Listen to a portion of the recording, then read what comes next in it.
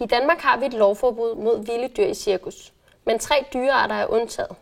Det er nemlig stadig lovligt at lade søløver, zebraer og elefanter optræde i manegen. De fleste cirkusser har dog ikke længere vilde dyr, men hos Cirkus Dannebrog er dyrene stadig en fast del af forestillingen. I Cirkus Dannebrog rejser de 2 srilankanske elefanter, Sharon og Baby, med rundt som artister. Og her er der langt til vandhullet på savannen. Men til gengæld får elefanterne stor opmærksomhed fra den 17-årige elefantdomtør Amadeo Folco. Det er ham, der sørger for elefanternes daglige træning. Sprich, sprich, sprich. Sprich, sprich, sprich, sprich. Shake, shake. Nej, shake. Men selvom Amadeo passer godt på elefanterne, så hører vilde dyr stadig ikke til i cirkus. Det mener Dansk Folkepartis dyrevelfærdsordfører Karina Due. Cirkus og elefanter har hængt meget sammen, og det har jeg fuld respekt for den tradition.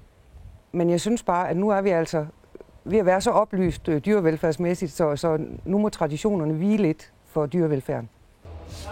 Tilbage i Cirkus Dannebrog bliver Sharon og Baby faret,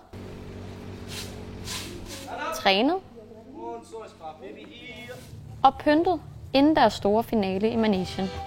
Og selvom de vilde dyr ikke er født til cirkusbranchen, så mener cirkusdirektør Agnete Enak, at deres dyr har det rigtig godt. Elefanterne lige siden de var under 3 år gamle, da de kom fra deres mor. Altså de kender ikke andet.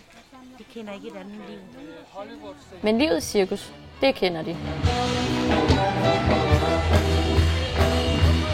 Og det vil de ifølge Agnete Enak blive ved med. Ingen cirkus uden dyr. Så kan vi lige så godt pakke sammen.